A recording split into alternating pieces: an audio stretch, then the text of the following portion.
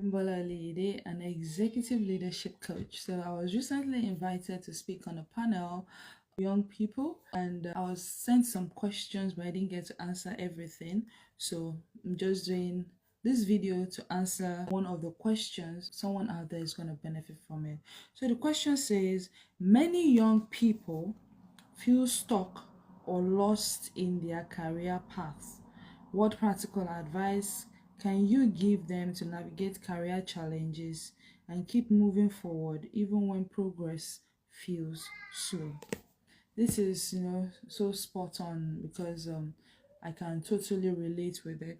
Feeling stuck on a career path, in the first video that I did in this series of answering this question, I told you how I went from microbiology into banking and all of that. And I got into banking and had to apply myself. It wasn't like the place that I would have loved to be, but it was what was available when I needed to get on my feet and be able to build my own financial base and become financially independent.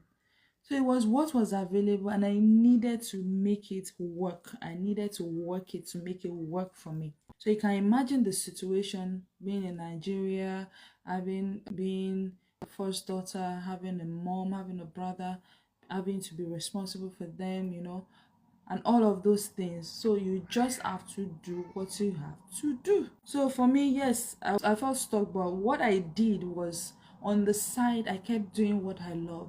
I kept doing my music. I kept doing my fashion business. That kept me going. That kept me, so while I was building another person's business in banking, I was building my own dreams as well, so that whenever I wanted to leave, I could easily leave and go fully into what I really love to do. So feeling stuck in a career path is something that I think most people would experience at one point or the other in their lifetime. It's something that you would experience at one point or the other in your lifetime. But one of the things that I wish that I did was that I didn't listen to naysayers, because case in point, I worked in a bank that's, one of those old generation banks where there was stability. They didn't stress you so much to look for deposits and stuff like that. But all the other horror stories that I heard about the other, new generation banks, whereby, because when I first started banking, I was flinged into marketing. Why did I say flinged into marketing? When I was asked what I wanted to do for the bank, I said I wanted marketing and corporate communication because I'm very good in public speaking. So I felt like it would be good for me to be like, a young face that speaks on behalf of the bank, so that they know that it's not pensioners bank, so that they know that they're actually young, vibrant people in the bank.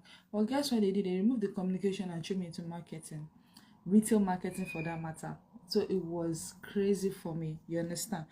So that's what happened to me, but I needed to get out of that but still remain in the banking. So somehow I prayed myself out of that role. I found myself at the end of it. So I didn't need to, pursue targets anymore, more of cerebral work and all of that stuff. So that was my own story. So I was too careful to want to go to another bank whereby, I'll be saddled with looking for deposit, looking for, money to bring to the bank and all of that. So I think that was one of the things that deterred me from actually pursuing a role or pursuing other opportunities in other banks to rise, to move faster in my banking career. You understand? So that's one thing I would tell someone out there. Whatever it is that will help you to grow fast, even in that career that you are in, do it. If you are in banking, the fastest way to grow in banking is to move from bank to bank every 2 years, 3 years. Just move. Go for as many interviews. Don't be afraid of interviews. It's now that I'm looking at, like, what was I it wasn't as if I was afraid, but I think what I've just said, that's naysayer, that's a pandemic or an epidemic of, oh, if you go here, this is what they do. Some banks were just even notorious for that. You understand? So, just you feeling that comfort zone, exactly. Whatever gives you a comfort zone will stifle your growth. So, so that's one of the things that I wish that I did. So I'm also telling you that if you're in banking now and you spend 2-3 years, it's time to move. It's time to go get the next, because the chances are that they might not promote you, which is what happened to me. I had to wait for, is it 4 or 5 years for the first promotion, then another 4 or 5 years for the next one. Crazy. When some of my mates had already gotten 3 or 4 promotions in the 10-year period that I spent in banking.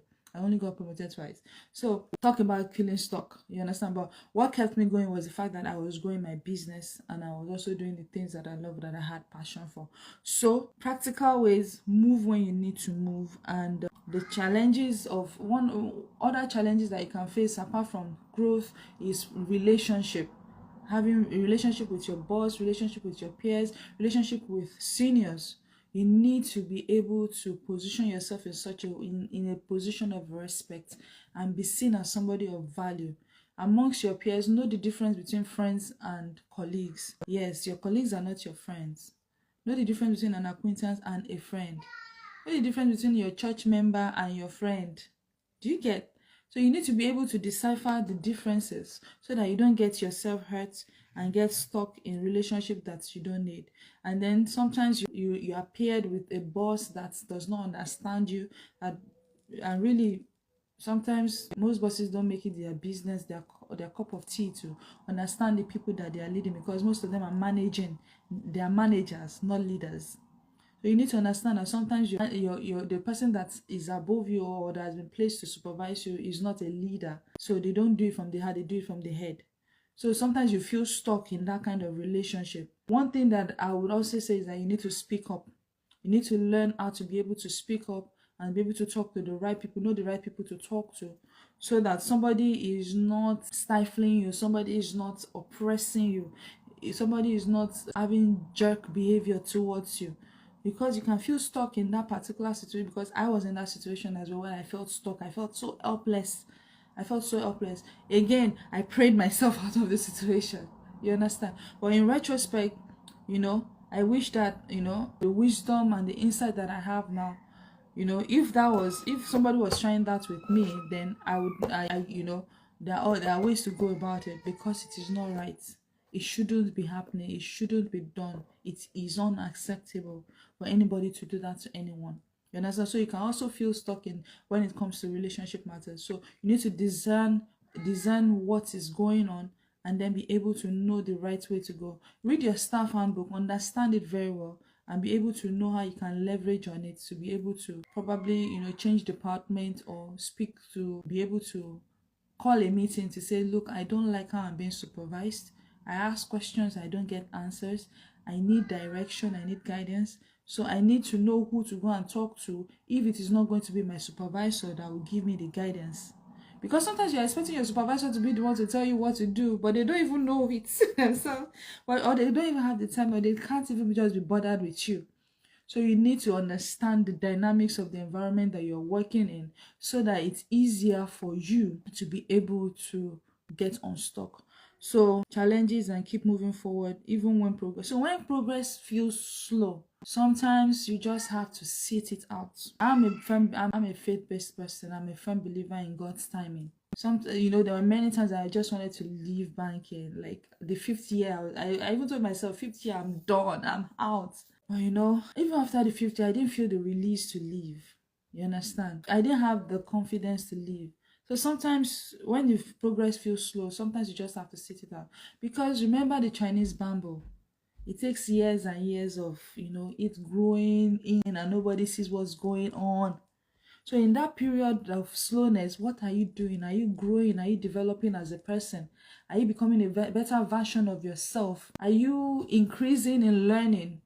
Are you increasing in network? Is your relationship growing vertically and horizontally with your peers, and then those that are above you and those that are beneath, that are coming behind you? So you need to be able to, so even in that slowness, even in that stillness, because remember, the account of God's voice, there was a storm, there was the heavy wind, there was the damp, there was the thunder, but God's voice was not. It was in a still small voice. So even in that slowness, my friend, my dear, even in that slowness, you need to understand what God is doing in that season. Because the problem with a lot of young people is that they're in a hurry. You're in an Indomie generation. You just want everything now. Sometimes you need to sit it out and actually go through that process of, because that process is a pruning process, it's a refining process. So if you sit it out and you allow that period to do the work that it ought to do in your life, you become better for it. So for me, sitting it out for another 5 years in banking was a period where I was able to volunteer in organizations which opened doors for me that I didn't even know were going to open doors for me. It was a period where I discovered a new dimension to my fashion business, when I began to gain insight to sell menswear, because I had colleagues who were not wearing nice shirts and I had a plug for nice shirts. Do you get? So you need to understand what is that season building in you. What capacity are you supposed to be building? Are you brooding over the slowness, or you are brooding over what needs to be? It was that same period that I got my MBA. You understand? So you need to understand why things are slow. Maybe things have slowed down so that you can pay attention to other things, so that you can actually grow, because it's that opportunity for you to grow. Because when the opportunities do come, that is not when you start building now, so that when the opportunities come, you'll be met ready. Remember when the children of Israel were going to leave the land of Egypt? I think it was the night before. God had already told them, hold your staff, tie your shoe, and be set to move. Is it that done? Do you get? So it's not, imagine somebody that is not just tying shoe, that is just doing babatibo when everyone is moving. They can get left behind. Because how would they have imagined that the same Pharaoh that said you can go was still going to pursue after them? Do you understand? So we need to be careful even when things seem slow.